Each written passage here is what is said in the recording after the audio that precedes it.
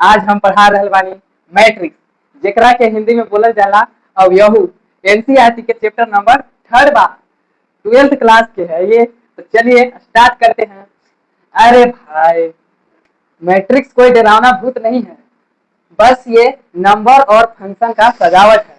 आप बचपन में देखे होंगे कंचा खेलते हुए, या तो आप खुद कंचा खेलते होंगे। आप उसको पहले सजाते थे, फिर उसको मारते थे ऐसे, आपको याद है ना? तो बस ये वो नंबर है, देख लीजिए, यही सबको सजा करके ऐसे और दीवा में बंद कर दीजिए ऐसे। इसी को मैट्रिक्स चिन्ह कहते हैं। ये लगा दीजिएगा तो हो गया मैट्रिक्स। अब यही को आप ऐसे लगा दीजिएगा तो ये हो गया डिटर्मिनेंट। तो हम लोगों को पढ़ना है मैट्रिक्स। छोड़िए, ये आपको समझ में नहीं आया होगा, आपको सिंपल तरीका से समझाते हैं। आप अंडा खाए होंगे, आप अंडा तो खाते ही होंगे। तो आप अंडा के ट्रे को देखे होंगे, उसमें जो रखा होता है बहुत सारा अंडा, तो वो ऐसे होता है, ऐसे होता है अंडा, उसमें ढेर सारा अंडा रखा होता है ऐसे। अब देखिए यहाँ से मैट्रिक्स का मीनिंग कैसे निकालते हैं वो देखिए। आप अंडा तो देखे होंगे कैसे रखा होता है, तो क्या आप काउंटिंग करना शुरू कीजिएगा तो आप 1 2 3 4 ऐसे गिनने में आपको बहुत टाइम लग जाएगा। लेकिन आप एक बार ऐसे काउंटिंग करिएगा और एक बार आप ऐसे काउंटिंग करिएगा, बस ये रोज में आप काउंटिंग कर लीजिए, एक बार आप कॉलम में काउंटिंग कर लीजिए और ये दोनों को कर लीजिए गुना, आपका आ जाएगा टोटल अंडा की संख्या। तो बस इसी प्रकार आप मैट्रिक्स का प्रयोग करके कुछ निकाल सकते हैं, नंबर की संख्या भी निकाल सकते हैं।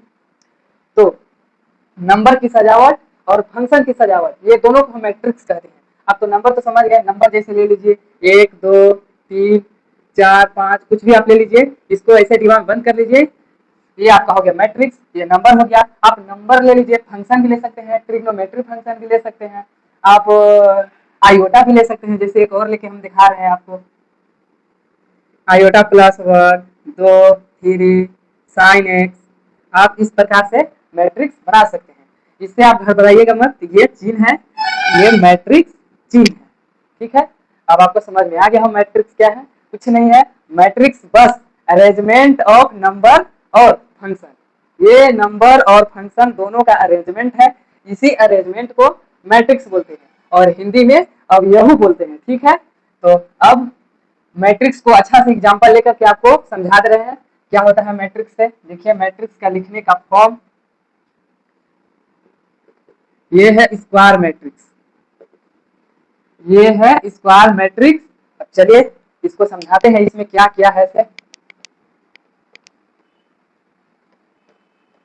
इससे पहले आप यहाँ पर देखिए, हम एनसीईआरटी के कुछ महत्वपूर्ण टॉपिक बताने वाले हैं जो कि आपको देखना जरूरी है। तो देखिए एनसीईआरटी में कुछ इस प्रकार से दिया हुआ है, A11 A12 A13, फिर दिया हुआ है A21 A22 A23, फिर दिया हुआ है dot dot dot dot dot dot dot dot dot MN, फिर यहाँ पर दिया हुआ है MN और MN, इस प्रकार से दिया हुआ है। तो इसका मतलब हम लोग समझते हैं क्या है। एक और ले लेते हैं ना, एक और लेना और अच्छा रहेगा, A31 A32 A33। तो ये क्या है इसको समझ लेते हैं। पहले तो आपको पता होना चाहिए, जो ऐसे जाएगा होते हुए ऊपर की ओर जाएगा, वो क्या हो जाएगा, जो खड़ा रहेगा, जो बॉक्स लियन खड़ा रहेगा, डीजे। डीजे तो आप देखे ही होंगे, कॉलम, इसको कॉलम बोलते थे ना, कॉलम डीजे साउंड, ये हो गया कॉलम। जो कॉलम लियन खड़ा रहेगा उसे कॉलम ही बोलेंगे, और क्या बोलेंगे, ये कॉलम है। और जो ऐसे रहेगा, जो ऐसे की ओर सुतल रहेगा, बस डीजे को आप पार दीजिए ऐसे की, डीजे पर आ गया ऐसे, तो ये हो गया रोज, सुत गया, बस सुत गया तो हो गया रोज, सुता हुआ है, ये है रोज और ये है कॉलम। अब इतना तो आपको पता हो गया। इसको बोलते हैं हॉरिजॉन्टल A4 और इसको बोलते हैं वर्टिकल VC A4। और इसमें आपको एक और याद रख लीजिएगा, इसको M से डिनोट करते हैं। इसको क्या से डिनोट करते हैं, रोज को M से डिनोट करते हैं। तो आप यहाँ पर M लिख लीजिए, हरे राम, बस इसको याद रखने का ट्रिक है, हरे राम। और इसको इसको क्या से डिनोट करते हैं, एन से, NVC, इसको क्या से बना लीजिएगा, नन वैक्यूम जो भी है आपको NVCHRM, हाय राम हरे राम, जो भी है आपको इसको याद रखना होगा। एक्स होरिजेंटल है तो रोज हुआ, रोज है तो इसको एम से डिनोट करते हैं, छोटा एम, और इसको एन से, ये छोटा एन ठीक है, ये एन है, ये वर्टिकल है और ये कॉलम है। इतना तीनों चीज आपको याद होना चाहिए। अब समझते हैं ये क्या है, कुछ नहीं है, बस घर का पता है, ये एड्रेस है। जो कहिए आप गांव में रहते हैं तो क्या कहते हैं, सीधवा जाइए फिर उमरवा पर से इधर घूम जाइए, बस वैसे ही है। आप यहाँ से पतली गली से जाइए फिर सीधा गली धर लीजिए और सामने जो बैठल है वही उसका घर है। बस ये यहाँ क्या ही बता रहा है कि ये जो कॉलम है ये नीचे से थर्ड, हम ऊपर से लेंगे ना, सेकेंड कॉलम पर, सेकेंड, ये है फर्स्ट कॉलम, सेकेंड कॉलम, यही ना कॉलम है, ये सब क्या है, ये कॉलम है, ये भी कॉलम है और ये भी कॉलम है। तो सेकेंड कॉलम पर, सेकेंड कॉलम है और रोज, रोज मतलब अब सीधा जाइए फिर उस तरफ मुड़ जाइए, उस तरफ मुड़िएगा, यानी कि रोज बता रहा है, रोज कितना पर है, ये सेकेंड रोज, सेकेंड रोज यानी कि दूसरा गली पर जाकर मुड़ जाइए, पहला गली दूसरा गली, यहाँ रोज, यहाँ आ जाइए, सेकेंड ये भी था, ये भी सेकेंड है, A22 मिल गया। ये एड्रेस पता करने के लिए, लोकेशन पता करने के लिए ये दिया गया है। अब इसको कैसे पता करते हैं, अब वो एग्जाम्पल से आप समझिए कि कैसे इसको पता करना है। हम एग्जाम्पल लेते हैं, हाँ एग्जाम्पल ले लिए हम 4 5 6 7 8 2 3 4 5।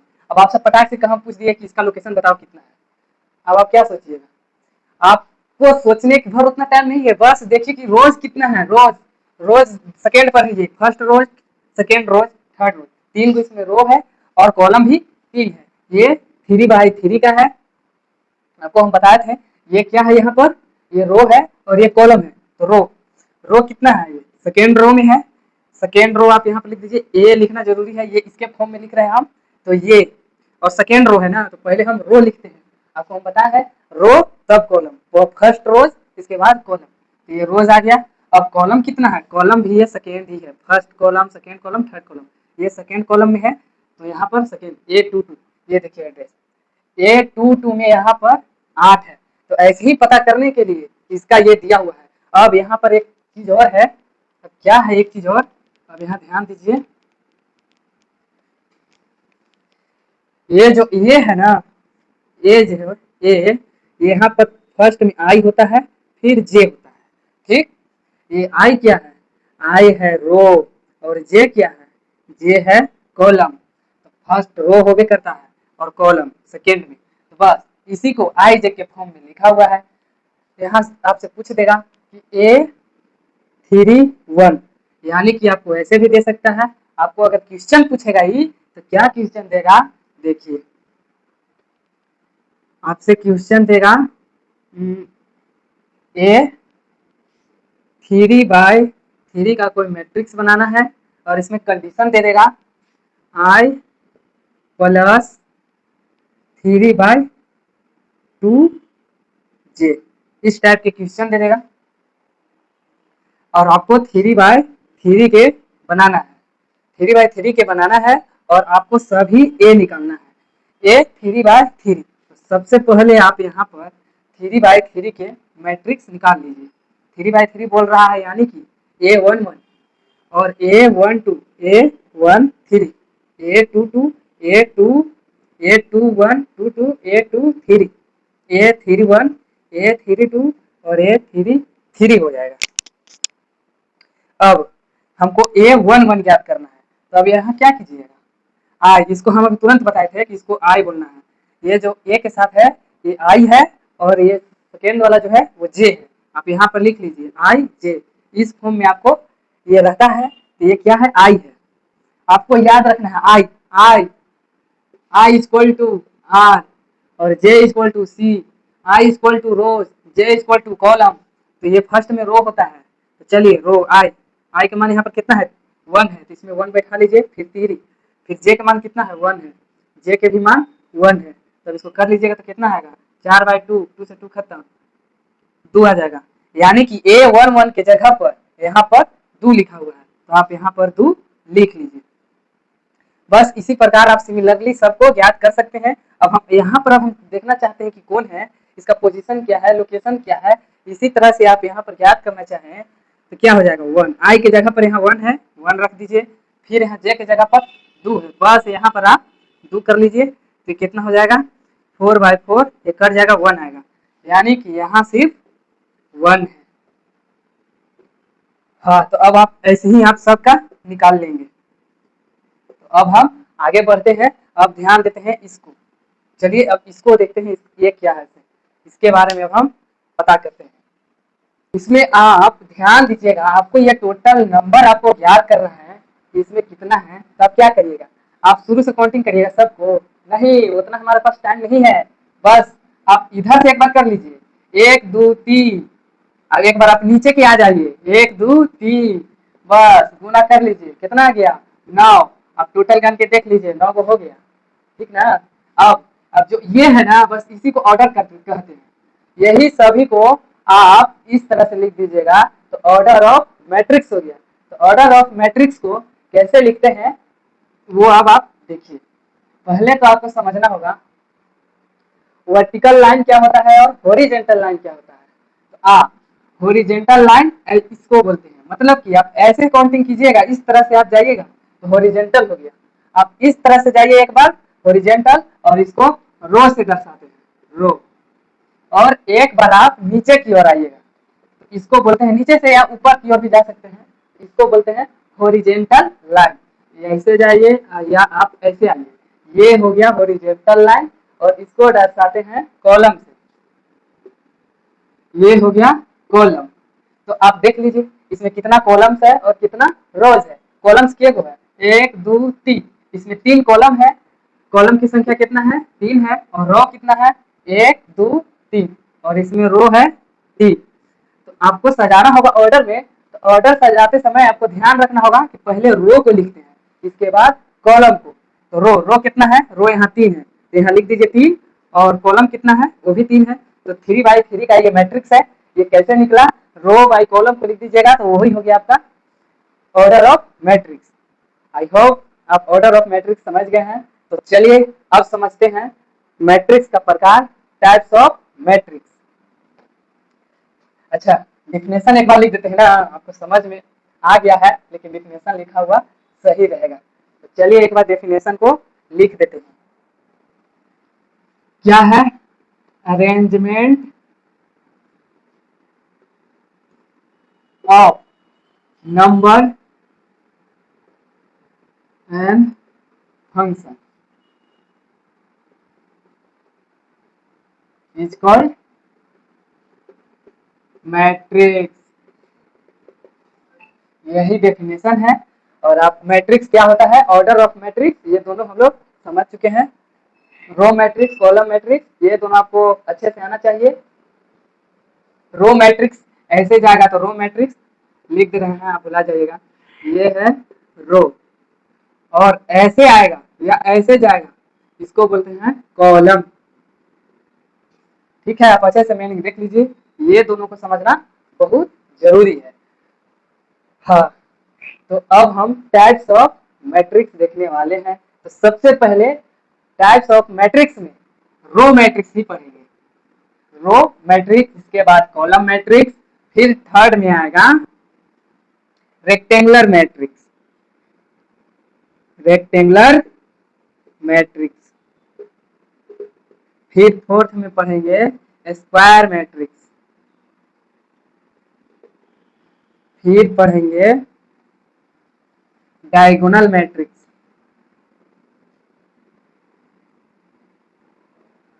फिर पढ़ेंगे स्केलर मैट्रिक्स, स्केलर मैट्रिक्स, फिर इसके बाद पढ़ेंगे अस्क्यू, अस्क्यू मैट्रिक्स। और एक छूट गया है जीरो मैट्रिक्स, जो कि हम पढ़ेंगे स्क्वायर के बाद, यहाँ पर पढ़ेंगे जीरो मैट्रिक्स। हाँ, तो एक बार आपको शॉर्ट में बता दे रहे हैं क्या होता है ये सब, फिर हम लोग डिटेल्स में पढ़ेंगे। Row matrix, column matrix, rectangular matrix, square matrix, zero matrix, diagonal matrix, scalar matrix और स्क्यू स्केलर मैट्रिक्स। तो चलिए, जो रो में सिर्फ वनली रो रहेगा, जैसे कि 1 2 3 4, ये सब रो की ओर जा रहा है, इसी में जा रहा है। देखिए इधर निशान दिया हुआ है, इधर की ओर सिर्फ जा रहा है, और इसमें सिर्फ एक ही रो हो। रो तो बहुत सारा हो सकता है, जैसे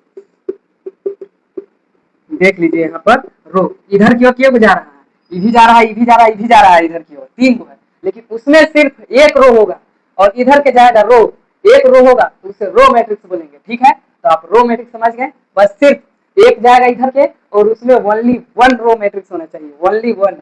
देख लीजिए की को है, तो ये हो गया रो मैट्रिक्स। अब कॉलम मैट्रिक्स को देखिए, कॉलम मैट्रिक्स क्या है। कॉलम मैट्रिक्स में एक कॉलम, सिर्फ एक कॉलम नीचे की ओर या ऊपर की ओर, जैसे ही आप समझ लीजिए, ये देख लीजिए, ये हो गया कॉलम मैट्रिक्स। एक ही को सिर्फ होना चाहिए इसमें कॉलम में, तो जो एक रो रहेगा तो रो मैट्रिक्स, एक कॉलम रहेगा तो कॉलम मैट्रिक्स। ठीक है, अब रेक्टेंगुलर मैट्रिक्स देख लीजिए क्या होता है। वैसा मैट्रिक्स जो कभी सेम ना हो, जैसे 2/3 का हो जाएगा, एग्जाम्पल ही ले लेते हैं।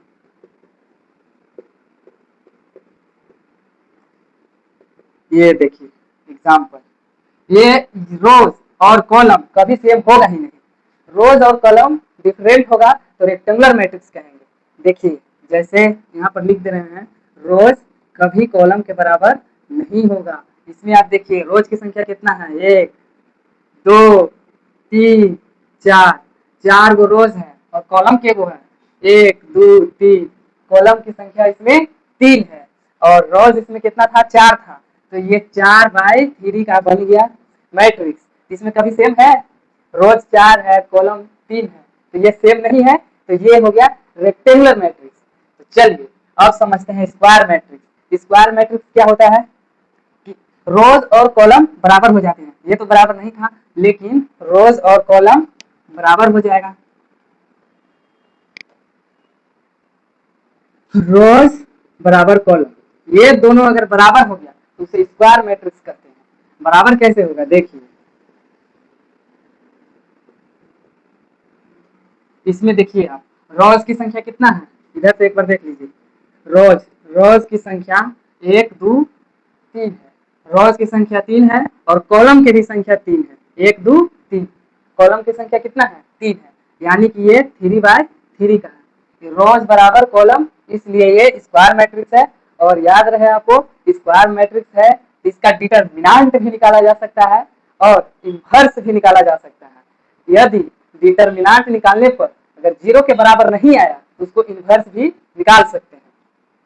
ये सब खैर प्रॉपर्टी है, आपको हम बताएंगे डिटेल्स में आगे, पहले एक एक बार देख लेते हैं। हम लोग रोज समझ लिए, कॉलम समझ लिए, रेक्टेंगुलर मैट्रिक्स समझ लिए, स्क्वायर मैट्रिक्स समझ लिए, अब जीरो मैट्रिक्स समझ लेते हैं। जीरो मैट्रिक्स कुछ नहीं है, बस सभी मैट्रिक्स में एलिमेंट की संख्या 0, बस जीरो, जीरो होगा तो उसे जीरो मैट्रिक्स बोलेंगे। सभी एलिमेंट की संख्या 0 होता है तो उसे हम जीरो मैट्रिक्स बोलते हैं। इस तरह से आगे बढ़ते हुए हम लोग जीरो मैट्रिक्स भी पढ़ लिए। अब पढ़ेंगे डायगोनल मैट्रिक्स। डायगोनल मैट्रिक्स पढ़ने से पहले आपको डायगोनल एलिमेंट समझना होगा। आइए अब डायगोनल एलिमेंट समझाते हैं। जैसे डायगोनल लिखने से पहले आपको एक मैट्रिक्स लेते हैं हम, ये एक मैट्रिक्स है। अब हम इसमें आपसे पूछेंगे कि डायगोनल एलिमेंट कौन कौन है, तो आपको ध्यान देना होगा। डायगोनल एलिमेंट के लिए आपको इसका लोकेशन पता करते हैं और इसका पोजीशन पता करते हैं कि ये कितना पर है, ये कितना पर है, ये कितना पर है, ये सभी को पता करते हैं। तो पता करने के लिए पोजीशन क्या लिखते थे, A11, A12 और A13, और फिर क्या लिखते थे, A21, A22, A23, 2 3, फिर लिखते थे A31, A32, A33, यही लिखते थे ना। ये कैसे लिखते थे, ये फर्स्ट रो होता था, सेकेंड कॉलम होता था। तो ये जो फर्स्ट वाला है इसको I से डिनोट करते थे और इसको J से डिनोट करते थे। चलिए यहाँ पर अच्छा से लिख दे रहे हैं बड़ा साइज में, ये है ऐसे है, ये 1 2 का ले लेते हैं, ये क्या था I और ये J, और ये था रो और एक था कॉलम, ये था कॉलम। ऐसे हम लोग पढ़े थे। अब देखिए यहाँ पर, अब ध्यान दीजिए, हमको निकालना है A11, हमको A11 निकालना है। तो निकालने की जरूरत नहीं है, यहाँ सब है। A11 पर क्या है, 1 है, और A12 पर क्या है, 2 है। यहाँ A13 पर क्या है, 3 है। बस इसी को लिख दिए हैं पोजीशन के हिसाब से। जैसे कि आपसे पूछ लिए कि A22 पर क्या है, अब फटाक से कर जाइएगा। रोज, रोज देखिए सेकेंड रो हम आ गए यहाँ, ये है सेकेंड रो। और कॉलम, कॉलम की संख्या भी 2 है। पट से आप यहाँ आ गए, तो इसको सामने ऐसे, ये ऐसे 5 है, 5 है ना ये। हाँ, तो हम इसे निकाल लेते थे। अब देखिए, हमको जानना है डायगोनल मैट्रिक्स। तो डायगोनल मैट्रिक्स से पहले आपको डायगोनल एलिमेंट याद होना चाहिए, जो कि डायगोनल एलिमेंट ये होता है। ऐसे ऐसे ये जा सकता है। अब यहाँ पर एक चीज आप ध्यान दीजिएगा कि डायगोनल एलिमेंट में 1 1 यहाँ है, और यहाँ पर 2 2 है, 3 3 है। यहाँ से हम क्या नोटिस कर रहे हैं कि यहाँ पर 1 1 2 2 3 3, मतलब यहाँ पर सेम एलिमेंट आ रहा है, सेम एलिमेंट आ रहा है। यानी कि आगे भी अगर निकालना रहेगा तो क्या होगा, A4 4 आ जाएगा। फिर अगर आगे हम जाए तो क्या आ जाएगा, A5 5 आएगा। इसी प्रकार डायगोनल एलिमेंट आएगा, सेम आएगा। अब आगे भी पढ़ेंगे तो A6 6 आएगा। तो ये हो गया डायगोनल एलिमेंट। अब डायगोनल मैट्रिक्स समझने के लिए, ये तो एलिमेंट तो होगा ही, डायगोनल एलिमेंट को छोड़कर जितना भी नॉन डायगोनल एलिमेंट है, जैसे ये सब हो गया नॉन डायगोनल एलिमेंट, ये नॉन डायगोनल एलिमेंट के जगह पर 0 रहेगा, और डायगोनल एलिमेंट पर कोई संख्या रहेगा तो उसे डायगोनल मैट्रिक्स बोलते हैं। चलिए डायगोनल मैट्रिक्स का एग्जांपल ले लिया जाए। ये तो समझाने के लिए दिए थे, ये डायगोनल मैट्रिक्स है नहीं, बस समझाने के लिए दिए थे।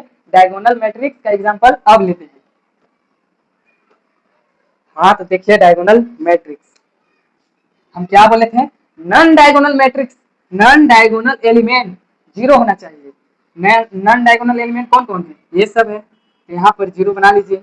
यहाँ पर तो पहले डायगोनल है, डायगोनल यहाँ की कोई संख्या ले लिए, और नॉन डायगोनल यहाँ देखिए ये है 0, फिर 0, और यहाँ भी ये भी नॉन डायगोनल है तो ये भी 0 होगा। अब यहाँ ये देखिए, ये आ रहा है डायगोनल एलिमेंट के रेंज में आ रहा है, इसको मैट्रिक्स बनाना है तो यहाँ पर कोई संख्या होना चाहिए। याद रखिएगा, जो भी डायगोनल एलिमेंट के रेंज में आएगा वहां पर कोई संख्या होना चाहिए। और नॉन डायगोनल, नॉन नहीं, जो नहीं है डायगोनल, जो नहीं है डायगोनल एलिमेंट, तो वहां पर 0 होना चाहिए। 0 तो होना ही चाहिए, बस इतना याद रखिएगा। नॉन डायगोनल एलिमेंट की जगह पर 0 होना चाहिए, और जो डायगोनल एलिमेंट है उसके जगह पर कोई संख्या होना चाहिए, तब होगा डायगोनल मैट्रिक्स। हाँ, तो यहाँ तो कोई संख्या हो गया। अब ये क्या है, नॉन डायगोनल, तो यहाँ हो जाएगा 0। अब ये भी है नॉन डायगोनल, तो यहाँ भी होगा 0। ये भी है नॉन डायगोनल, तो यहाँ भी होगा 0। अब देखिए ये आ रहा है डायगोनल एलिमेंट के रेंज में आ रहा है जगह पर, तो यहाँ भी कोई संख्या लिखना होगा। ये हो गया हमारा डायगोनल मैट्रिक्स। ये है डायगोनल मैट्रिक्स, और ये है डायगोनल एलिमेंट। डायगोनल एलिमेंट सिर्फ ये है डायगोनल एलिमेंट।